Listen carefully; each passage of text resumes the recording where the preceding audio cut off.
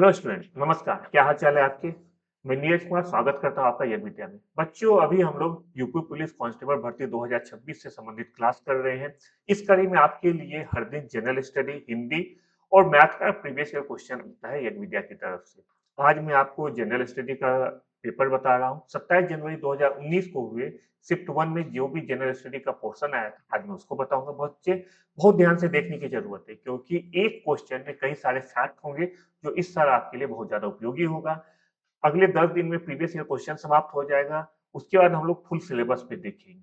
ठीक है बच्चों? तो चलो हम लोग क्लास शुरू करते हैं। शुरू करने से पहले हमेशा की तरह मेरा डिस्क्लेमर है कि आप लोग पेन और पेपर लेके बैठा करो। जैसे-जैसे मैं सवाल कराते जाऊँगा, आप लोग आंसर देते जाओ मेरे आंसर देने से पहले। और एक बार क्लास समाप्त हो जाए, फिर आप देखो कि आप लोग कितना क्वेश्चन का सही जवाब दे सके हो। अगर 38 में से 32 या उससे ज़्यादा सही होता है, इसका मतलब है कि आप लोगों की तैयारी सही दिशा में चल रही है। चलो बच्चों, आज का क्लास शुरू करते हैं। इसका पहला क्वेश्चन है, नवंबर 2018 में किस भारतीय राज्य की विधानसभा को भंग कर दिया गया था? बच्चों, 2019 में एग्जाम हुआ था और 2018 में ये घटना हुई थी, इसलिए काफी इंपॉर्टेंट है। इसलिए ये सवाल आपके एग्जाम में 2019 में आया था, लेकिन इस साल ये सवाल नहीं आएगा। करंट कभी भी रिपीट नहीं करता है। उसके फैक्ट कुछ रिपीट कर सकते हैं, लेकिन करंट कभी रिपीट नहीं करता। ये 2018 का फैक्ट है, इसलिए ये सवाल आपको नहीं आएगा। लेकिन मैं आपका जवाब बता देता हूँ। जवाब इसका है जम्मू कश्मीर। नवंबर 2018 में राज्यपाल सत्यपाल मलिक ने जम्मू कश्मीर विधानसभा को भंग कर दिया था। 2018 की घटना है, क्योंकि उस समय पीडीपी और भाजपा गठबंधन की जो सरकार थी बच्चों, वो गिर गया था। एक इंपॉर्टेंट फैक्ट है, उसको देख लो। अगस्त 2019 में अनुच्छेद 370 हटा लिया गया था। कितना अगस्त? आप कमेंट बॉक्स में मुझे बताओ कि कितने अगस्त को 2019 में आर्टिकल 370 जम्मू कश्मीर से हटा लिया गया था। अगला सवाल है, महाधमनी डैश के शीर्ष पर शुरू होती है। ऑप्शन है धीना निलय, बायां निलय, दाहिना अलिंद या बायां अलिंद। आपका जवाब है बायां निलय। इसके बारे में कुछ जानकारियां समझते हैं। महाधमनी बायां निलय से निकलती है। यह ऑक्सीजन युक्त रक्त को हृदय से शरीर तक ले जाती है। यहाँ पे मैंने आप लोगों के लिए एक फिगर भी ड्रॉ कर दिया था, जिससे कि क्वेश्चन समझने में आप लोगों को ज्यादा आसानी हो। फिगर में आप लोग देख रहे हो कि बायां निलय कहाँ है और महाधमनी कहाँ है। फिगर के थ्रू आप लोग अगर क्वेश्चन को समझोगे तो आप लोग ज्यादा दिन तक इसे याद रख सकते हो। बच्चों, क्लास को आगे करने से पहले मैं एक इम्पोर्टेंट जानकारी दे दूं कि जो बच्चे फ्री स्टडी मटेरियल चाहते हैं, प्लीज हमारे टेलीग्राम चैनल पे जाएं और वहां से फ्री स्टडी मटेरियल डाउनलोड कर सकते हैं। टेलीग्राम पे चैनल पे जाने के लिए बस जो आपको क्यूआर कोड दिया है उसे स्कैन करना होगा, आप लोग डायरेक्ट टेलीग्राम चैनल पे पहुंच जाएंगे। हमारे व्हाट्सएप ग्रुप से जुड़िए। जो बच्चा आज पहली बार हमारा वीडियो देख रहा है, प्लीज हमारे चैनल को सब्सक्राइब करें और बेल आइकन दबा दें, जिससे सबसे पहले यज्ञ विद्या का वीडियो लोगों के सामने आए। अगला क्वेश्चन है बच्चों, गैल्वेनाइजेशन का मतलब इस्पात को डैश की पतली परत के साथ आवरण करना होता है। ऑप्शन है क्रोमियम, जस्ता, एल्युमिनियम या निकेल। आपका जवाब होगा जस्ता। कुछ फैक्ट देखते हैं बच्चों। लोहा या इस्पात पर जस्ता की परत को चढ़ाना को कहा जाता है गैल्वेनाइजेशन। ठीक है बच्चों, उसे कहा जाता है गैल्वेनाइजेशन कहा जाता है। इसका उद्देश्य होता है धातु को जंग से बचाना, ये उसका उद्देश्य होता है। अगर मैं फिगर के थ्रू आपको समझा दूं तो यहाँ देख रहे हो, ये पाइप है बच्चों, और ये जिंक का लेप है, घोल है। इसके ऊपर जिंक का कोट किया जाता है, जिससे कि इसमें लोहे की पाइप में जंग नहीं लगे। अगला क्वेश्चन है बच्चों, C60 एक अणु है जिसमें डैश के रूप में व्यवस्थित 60 कार्बन परमाणु होते हैं। ऑप्शन है 15 पंचभुज और 18 षटभुज, 18 पंचभुज और 15 षटभुज, 12 पंचभुज और 20 षटभुज या 20 पंचभुज और 12 षटभुज। तो आपका जवाब होगा 12 पंचभुज और 20 षटभुज। ये क्वेश्चन आप लोग के स्टैंडर्ड के हिसाब से ज्यादा टफ क्वेश्चन पूछा गया था। कभी कभी 2024 में तो काफी आसान क्वेश्चन पूछा गया है बच्चों, लेकिन अगर आप उससे पहले साल के क्वेश्चन को देखोगे, उसका स्टैंडर्ड 24 से ज्यादा अच्छा था। मतलब कुछ क्वेश्चन टफ पूछे गए, जैसे ये जो क्वेश्चन है, ये मुझे लगता है वही बच्चा सही कर सकता है जो बच्चा 11th या 12th में साइंस पढ़ा हो। नॉर्मल बच्चे के लिए मुश्किल है सही करना, लेकिन इस साल निगेटिव मार्किंग नहीं है। तो आप लोगों को हर क्वेश्चन को सॉल्व करके आना है। नहीं आता रहेगा तब भी सॉल्व करना है। सॉल्व करने का तरीका मैंने बताया था कि सॉल्व करते समय मान लो कि 150 क्वेश्चन में से आपको 130 क्वेश्चन आता है, बाकी 20 क्वेश्चन नहीं आता है। 20 में इवन कोई भी ऑप्शन पे आप श्योर नहीं हो, 4 ऑप्शन रहता है। अगर आपको 2 में श्योर हो तब तो ठीक है, अंदाजा लगा सकते हो a b, a b, a b कि जिस 2 में आपको कन्फ्यूजन हो। लेकिन अगर चारों में से आपको कोई आइडिया नहीं है तो सिर्फ एक ऑप्शन लेके चलना। अगर मान लो 10 क्वेश्चन ऐसा हो या 12 क्वेश्चन ऐसा हो जिसमें कोई आइडिया ना हो कि ए होगा, बी होगा, सी होगा, डी होगा, कोई आइडिया ना हो, तो बस आप ए, बी या सी या डी कोई भी 4 ऑप्शन लेके चलो। मैं सजेस्ट करूंगा कि या तो बी या सी लेके चलो, अगर जिसका कोई आइडिया ना हो। इस क्वेश्चन का बच्चा सही जवाब है 15 पंचभुज और 16 षटभुज, 20 षटभुज। इसे बकमिंस्टर फुलिंग कहते हैं क्योंकि इसका खोज बकमिंस्टर फुलिंग के द्वारा किया गया था। इसमें 60 कार्बन में 60 एटम में 12 पंचभुज होते हैं और 20 षटभुज होते हैं। तो आपको देखो, अगर मैं फिगर के थ्रू दिखाना चाहूँ तो ध्यान से देखो बच्चों। ये जो एरिया है बच्चों, देखो ये एरिया यहाँ पे देखो, ये पंचभुज है। क्यों? क्योंकि 1 भुजा, 2 भुजा, 3, 4 और 5। ये बच्चों इस तरह का 12 होगा। ध्यान दो बच्चों, इस तरह का 12 होगा। इस तरह का 12 होगा जिसमें 5 भुजा है। और इसके बाद वाला ये 20 होगा। क्यों? क्योंकि यहाँ अगर आप देखोगे तो इसमें 6 भुजा है। 1, 2, 3, 4, 5, 6। और एक चीज और ध्यान रखने की बात है बच्चों कि कोई भी पंचभुज जो है एक दूसरे से कभी टच नहीं करेगा। यहाँ देख लो, यहाँ पंचभुज है, फिर यहाँ पंचभुज है, कोई भी पंचभुज एक दूसरे से टच नहीं है। दूसरा सवाल आपका है, सर्वोत्तम गुणवत्ता वाला कोयला जिसमें 80% से 95% कार्बन होता है, वो क्या है? ऑप्शन है पीट, लिग्नाइट, बिटुमिनस या एंथ्रासाइट। आपका जवाब होगा एंथ्रासाइट। ये क्वेश्चन पिछले वीडियो में भी बताया डिटेल में, फिर आज समझा देता हूँ। एंथ्रासाइट में 80 से 95% बच्चों कार्बन होता है। अगर जितने ऑप्शन है उसको हम देखते जाए कि सबसे अच्छा क्या होगा, तो सबसे अच्छा बच्चों होता है एंथ्रासाइट, उसके बाद बिटुमिनस, फिर लिग्नाइट, फिर पीट। आप लोगों के लिए इसे इस तरह से बताया गया है, ये डायग्राम याद करो। ये इंक्रीजिंग कार्बन कंटेंट क्वालिटी है, जिसमें कार्बन ज्यादा पाया जाता है वो ऊपर है, जिसमें कम वो नीचे, मतलब नीचे से ऊपर बढ़ते हुए क्रम में।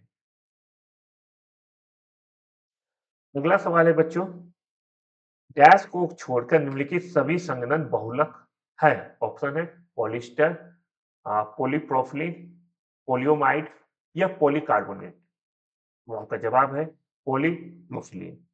पॉलीप्रोपिलीन एक योगात्मक बहुलक होता है। योगात्मक बहुलक वो बहुलक होता है बच्चों जो प्रोपीन से बनता है, जो प्रोपीन से बनता है, प्रोपीन से बनता है और सलेन प्रतिक्रिया करने के बाद पानी या अल्कोहल जैसे छोटे अणु नहीं छोड़ता है, उसे हम लोग कहते हैं योगात्मक बहुलक। वीक बहुलक है जिसे कहा जाता है संगनन बहुलक, formed with loss of small molecule like water. ये जो संगनन संगनन बहुलक होता है, वो बहुत ज्यादा अणु छोड़ता है। अगला सवाल है, भारतीय प्रौद्योगिकी संस्थान कानपुर ने डैश में एक कार्यालय स्थापित किया जहां पूर्व छात्र संजीव खोसला को संस्थान का विदेशी ब्रांड दूत नियुक्त किया गया। ऑप्शन है दुबई, लंदन, सिंगापुर या न्यूयॉर्क। और आपका जवाब होगा न्यूयॉर्क।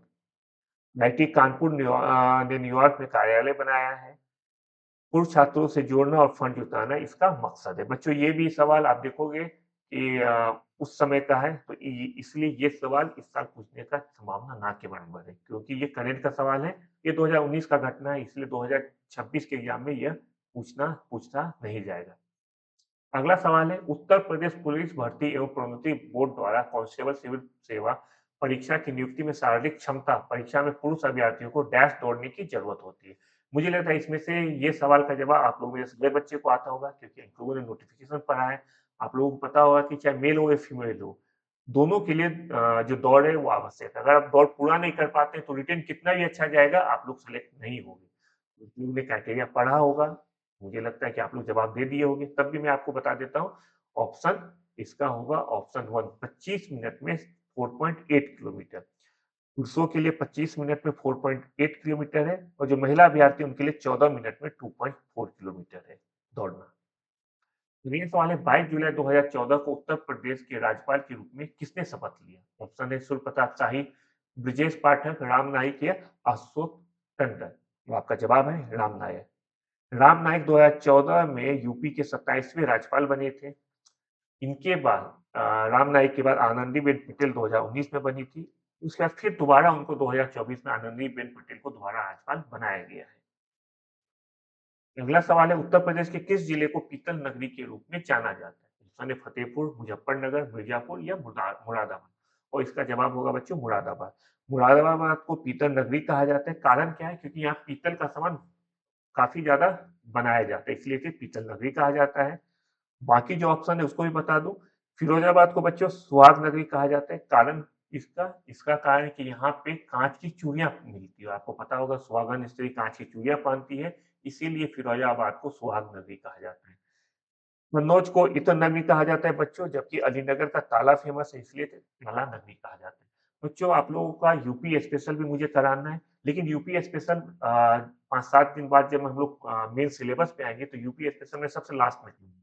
इसके पीछे रीजन ये है कि यूपी स्पेशल में हो सकता है कि अभी 1-2 मंथ में कोई ऐसा घटना हो जाए जो आपके एग्जाम के लिए बहुत जरूरी है। तो मैं आप लोगों को यूपी स्पेशल मई में कराने वाला हूँ सबसे लास्ट। वहां पे इस तरह का क्वेश्चन बहुत अच्छे से आपको बताया जा रहा है, जितना क्योंकि आप देखोगे आपके एग्जाम में यूपी स्पेशल से 2-3 क्वेश्चन हर साल पूछा जाता है। मेरा तैयारी का कराने का मकसद ये होगा कि आप लोग यूपी स्पेशल में सारा क्वेश्चन सही करके आओ। अगला सवाल है, 1658 में बहादुरपुर के युद्ध में शाहजहां के दूसरे बेटे शाह शुजा को शाहजहां के पोते डैश ने हराया था। आपको शाहजहां के पोते का नाम बताना है। ऑप्शन है मुराद बख्श, सुलेमान सिको, आलम शाह या बहादुर शाह। और इसका जवाब होगा बच्चों सुलेमान सिको। इसके बारे में कुछ बातें करते हैं। 1658 के बहादुरपुर के युद्ध में भारत के मुगल बादशाह शाहजहां के बेटों के बीच उत्तराधिकार का लड़ाई शुरू हो गया था। इस युद्ध में शाहजहां के दूसरे बेटे शाह शुजा को शाहजहां के पोते दारा सिको का पुत्र ने सुलेमान दारा सिको के पुत्र सुलेमान सिको ने हराया था। सुलेमान सिको को बाद में उसके चाचा औरंगजेब ने कैद करके फांसी चढ़ा दी। शाहजहां का बच्चों अगर यहाँ देखोगे आप, शाहजहां के पुत्र एक दारा सिको, एक शाह शुजा। दारा शाह का बेटे का नाम है सुलेमान सिको। सुलेमान सिको ने शाह शुजा को हराया। बाद में सुलेमान सिको को बाद में उसके चाचा औरंगजेब ने फांसी पर लटका दिया था। औरंगजेब भी शाहजहां का बेटा था। अगला सवाल आपका है, फिरोजाबाद में 200 वर्ष से अधिक समय से डैश का उत्पादन किया जा रहा है। चिकनकारी का काम, कांच की चूड़ियां, पीतल के तारे या जारदोजी कड़ा। अभी पिछले क्वेश्चन में बताया था कि फिरोजाबाद किस लिए फेमस है। फिरोजाबाद बच्चों कांच की चूड़ियों के लिए फेमस है। जवाब होगा इसमें ऑप्शन 3 कांच की चूड़ियां। भारत में कांच उद्योग के लिए प्रसिद्ध है कौन सा बच्चों? फिरोजाबाद। इसे सुहाग नगरी भी कहा जाता है, अभी मैंने आपको बताया है, क्योंकि यहाँ विवाहित महिलाओं के लिए चूड़ियां बनती है। यहाँ 2200 वर्षों से अधिक समय से कांच की चूड़ियों का निर्माण किया जा रहा है। अगला सवाल है, कौन सा कथक घराना उस नृत्य शैली के आध्यात्मिक पहलुओं पर अधिक ध्यान देता है? ऑप्शन है जयपुर, बनारस, लखनऊ या बरेली। जवाब होगा बच्चों आपका बनारस। इसके बारे में कुछ बात हम लोग कर लेते हैं। बनारस कथक घराना कथक नृत्य शैली के आध्यात्मिक पहलुओं पर अधिक ध्यान देता है। इस घराने के प्रमुख प्रवर्तक माने जाते हैं जानकी प्रसाद। अगर तुलना करें लखनऊ का, तो लखनऊ घराना में मेनली संस्कृति, रोमांस और श्रृंगार पर जोर दिया जाता है, जबकि जयपुर घराने में बच्चों योद्धाओं के प्रण और कवित्व पर जोर दिया जाता है। तो तीनों घरानों को देख लो। अध्यात्म पे बल दिया जाता है बनारस घराने में। लखनऊ घराने में बच्चों रोमांस, श्रृंगार, संस्कृति पे जोर दिया जाता है, जबकि जयपुर घराने में युद्ध, वीरता, इन सब पे जोर दिया जाता है। अगला सवाल है, हिंदू पौराणिक कथाओं के अनुसार महाकाव्य रामायण में भगवान श्री राम अयोध्या के शासक थे जो डैश की राजधानी थी। ऑप्शन है हस्तिनापुर, कुरु, कलिंग या कौशल। और आपका जवाब होगा बच्चों कौशल। आप लोगों को मैं हिस्ट्री क्लास में बहुत अच्छे से बताने वाला हूँ कि जो 16 महाजनपद थे उसमें कौन कौन सा महाजनपद था, उसकी राजधानी क्या थी। हम लोग जब क्लास लेंगे बच्चों उसमें मैं बताऊंगा। और एक चीज और, जैसे जैसे मान लो कि जब हिस्ट्री में पढ़ाऊंगा तो हिस्ट्री में जितने क्वेश्चन आए, अभी तो मैं previous year question year wise ले रहा हूँ, शिफ्ट वाइज बता रहा हूँ। अब जब आपका क्लास शुरू होगा, मान लो पहले हिस्ट्री शुरू होता है, हिस्ट्री में भी सिंधु घाटी में पढ़ाता हूँ, तो सिंधु घाटी से अभी तक पुलिस कांस्टेबल में कितना सवाल आया है वहां पे मैं ए टू जेड बताते भी जाऊंगा। देखो सिंधु घाटी से कुल इतने सवाल आए हैं, वैदिक से इतने आए, मुगल से इतने आए हैं, भारत का स्वतंत्रता संघर्ष जो था उसमें इतने आए, तो उसको मैं आपको सब्जेक्ट वाइज बताते जाऊंगा और वहां पे मैं डिटेल में बताऊंगा कि 16 महाजनपद कौन थे, उसकी राजधानी क्या थी, उससे क्या क्या क्वेश्चन इस साल आ सकता है। यहाँ पे हम लोग जवाब और देख लेते हैं। प्राचीन भारत में 16 महाजनपद होते थे, जिनमें से एक कौशल महाजनपद था जिसकी राजधानी थी अयोध्या। भगवान श्री राम इक्ष्वाकु वंश के राजा थे और यह क्षेत्र वर्तमान उत्तर प्रदेश के अवध क्षेत्र में स्थित है। अगला सवाल है, किस भारतीय ने अर्थशास्त्र में नोबेल मेमोरियल पुरस्कार जीता था? इसे नोबेल प्राइज भी कहते हैं, कहीं कहीं इसे नोबेल मेमोरियल प्राइज भी कहा जाता है। ऑप्शन है सीवी रमन, अमर्त्य सेन, कैलाश सत्यार्थी या हरगोविंद खुराना। अर्थशास्त्र में नोबेल प्राइज पुरस्कार, अगर आप देखोगे जवाब मुझे लगता है आप लोगों में से सारे बच्चे को आता होगा। जवाब है इसका अमर्त्य सेन। अमर्त्य सेन के बारे में जानते हैं। अमर्त्य सेन ने 1998 में अर्थशास्त्र में नोबेल मेमोरियल पुरस्कार जीता है। उन्हें यह पुरस्कार कल्याणकारी अर्थशास्त्र वेलफेयर इकोनॉमिक्स में उनके योगदान के लिए दिया गया है। और अर्थशास्त्र के बारे में एक इम्पोर्टेंट बात जान लो कि बच्चों जो नोबेल प्राइज है वो इकोनॉमिक्स का शुरुआत से नहीं शुरू हुआ था, ये 1969 में इसको जोड़ा गया है। और पहली बार नोबेल प्राइज इकोनॉमिक्स के क्षेत्र में, अर्थशास्त्र के क्षेत्र में लेग्नार्ड फ्रिचेस और जॉन टिनबर्जन को दिया गया था 1969 में। अगला सवाल है, भारतीय मुक्केबाज एमसी मेरी कॉम द्वारा लिखित आत्मकथा का शीर्षक क्या है? ऑप्शन है playing to win, unbreakable, no holding back या इम्परफेक्ट। और जवाब आपका है अनब्रेकेबल। इसके बारे में कुछ समझते हैं। अनब्रेकेबल भारतीय मुक्केबाज एमसी मैरी कॉम की आत्मकथा है और मेरी कॉम मणिपुर की रहने वाली है और इन्होंने वर्ल्ड चैंपियनशिप में 6 स्वर्ण पदक जीते हैं। इसके साथ साथ इन्होंने ओलंपिक में भी कांस्य पदक जीता है। अनब्रेकेबल में मेरी कॉम के संघर्ष और अटूट सफलता की कहानी बताया गया है।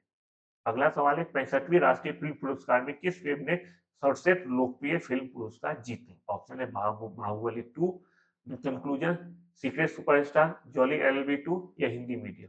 और आपका जवाब होगा इसमें बाहुबली 2। 65वीं राष्ट्रीय फिल्म पुरस्कार 2017 में बाहुबली 2 द कंक्लूजन ने सर्वश्रेष्ठ लोकप्रिय फिल्म का पुरस्कार जीता था। बच्चों इस साल हम लोग करंट का जब शुरू करेंगे तो उसमें मैं सब कुछ बताने वाला कि इस फिल्म का अवार्ड किसे मिला है, इस साल का नोबेल प्राइज किसे मिला है, ऑस्कर किसे मिला है, करंट में सब कुछ जानना होगा। यूपी स्पेशल और करंट मैं आपको मई में कराने वाला हूँ। मार्च अप्रैल ये पूरा हम लोग का चलेगा जनरल स्टडी में, जो स्टैटिक जनरल स्टडी होता है जैसे कि हिस्ट्री, ज्योग्राफी, पॉलिटी, एडमिनिस्ट्रेशन, ये हम लोग कराएंगे मार्च एंड अप्रैल में। इवन फरवरी लास्ट से शुरू हो जाएगा। मुझे लगता है कि 20-21 फरवरी से शुरू होके पूरा अप्रैल तक चलेगा हम लोग का क्लास।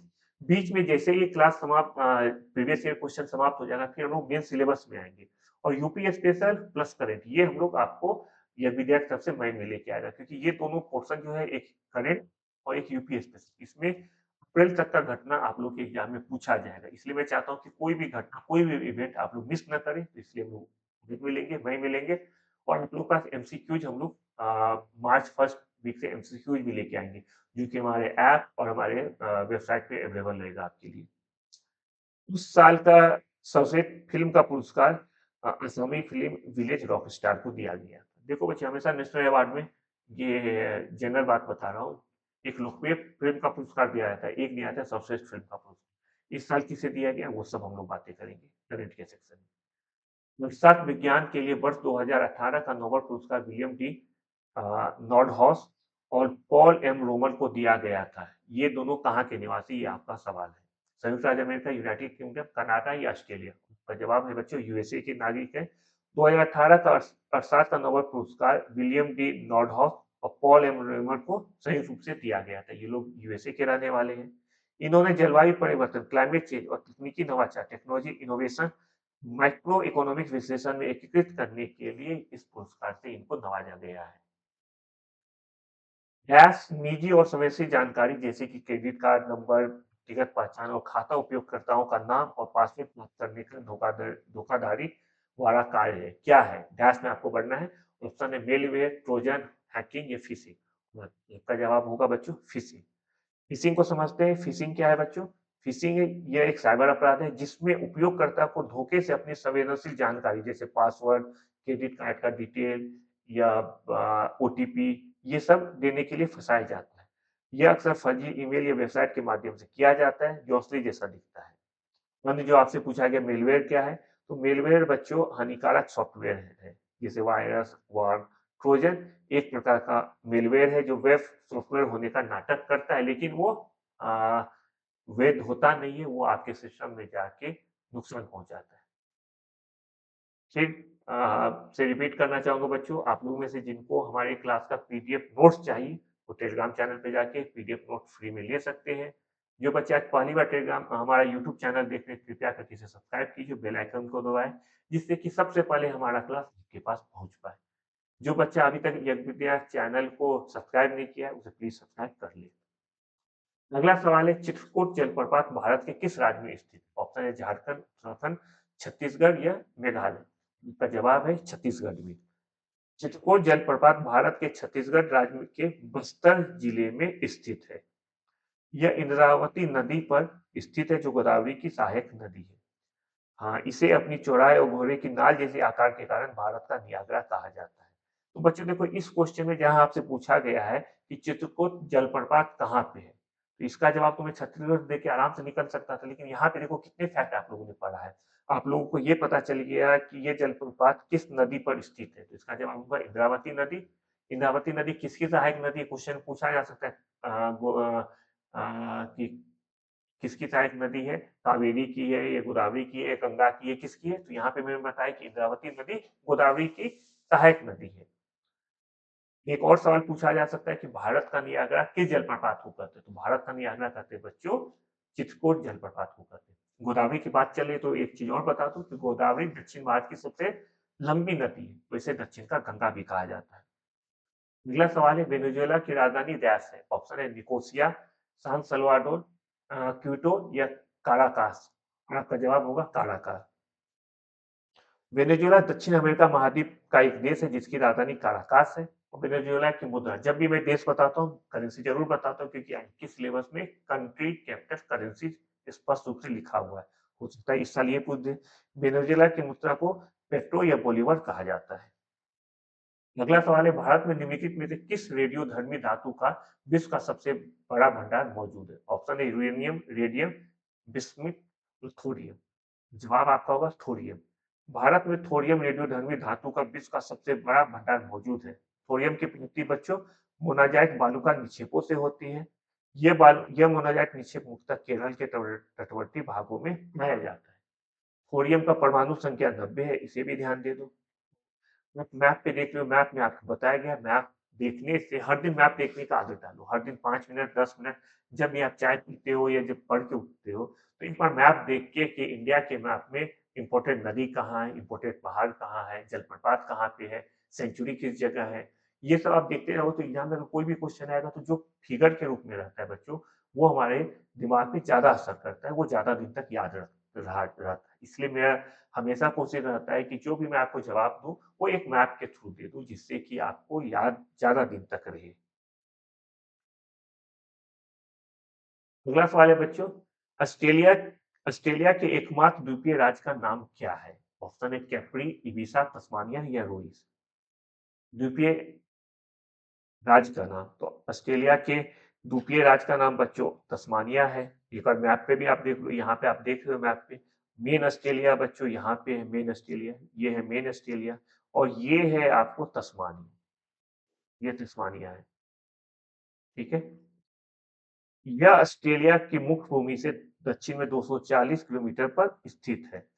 और एक इंपॉर्टेंट फैक्ट, बांस जल संधि, बांस स्ट्रेट द्वारा ये मुख्य भूमि से अलग होते हैं। ये यहाँ पे जो बच्चों आपको दिख रहा है, यहाँ ये जो एरिया है यहाँ पे बांस स्ट्रेट है, इसके द्वारा तस्मानिया ऑस्ट्रेलिया के दूसरे राज्यों से अलग होती है, ऑस्ट्रेलिया की मेन भूमि से अलग होती है। अब ये बताओ बच्चों, तस्मानिया की कैपिटल कहाँ है? तस्मानिया का कैपिटल मुझे कमेंट बॉक्स में बताओ। वैसे अगर आप लोगों का कमेंट कम आता है तो मैं बता दूं, होबार्ट जो है तस्मानिया की कैपिटल है। अगला सवाल है, निम्नलिखित में से कौन सा शहर गोदावरी नदी के किनारे स्थित नहीं है? देखो अभी गोदावरी का सवाल हुआ था, अभी उससे संबंधित एक क्वेश्चन आ गया कि कौन सा शहर गोदावरी नदी के किनारे स्थित नहीं है? ऑप्शन है नासिक, नवसाली, नांदेड़ या निजामाबाद।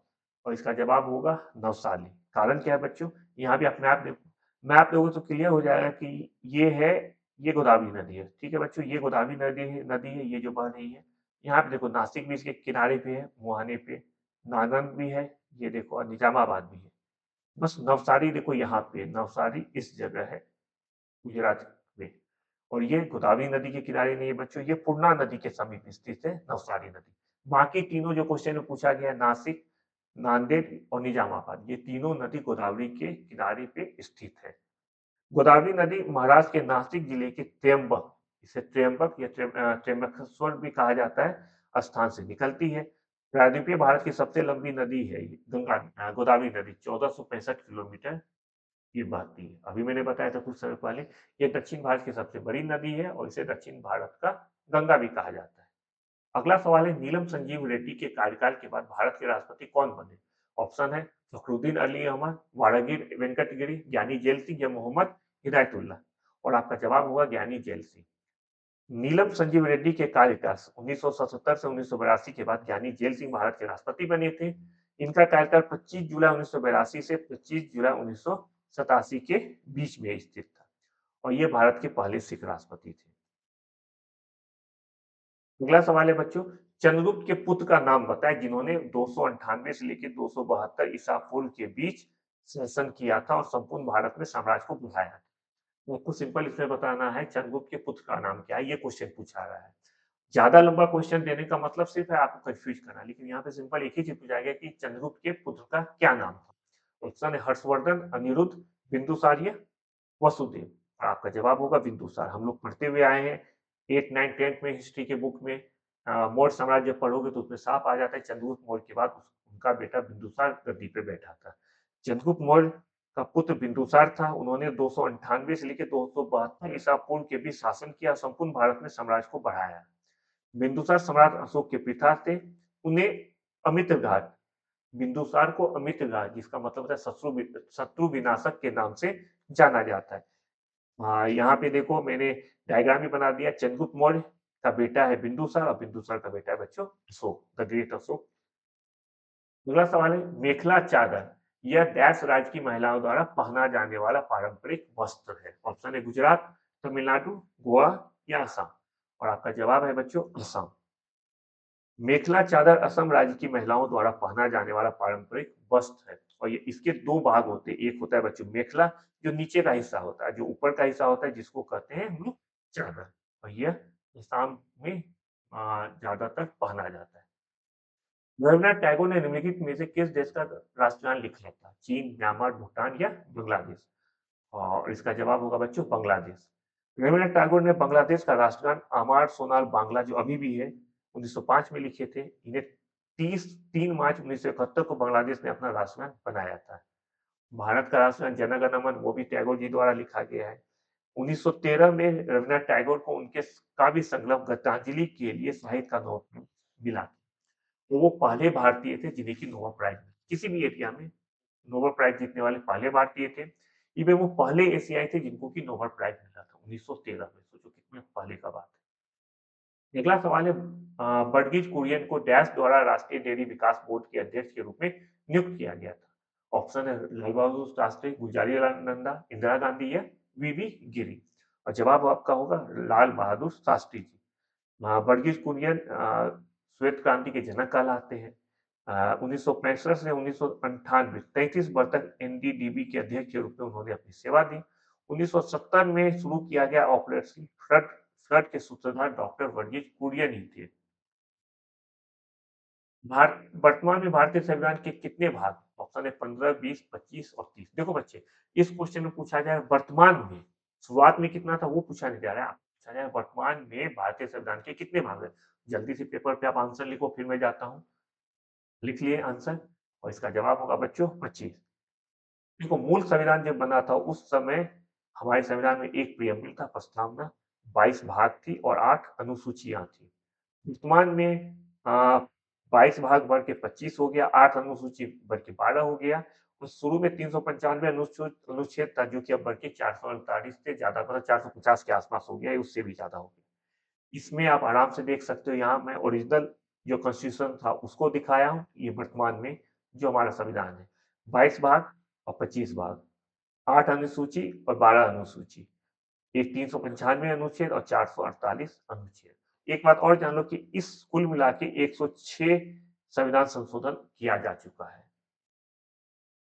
अगला सवाल है, मुगल सम्राट जहांगीर ने डैश में शालीमार बाग का निर्माण किया। ऑप्शन है दिल्ली, बलूचिस्तान, अवध या कश्मीर। तो जवाब इसका होगा कश्मीर।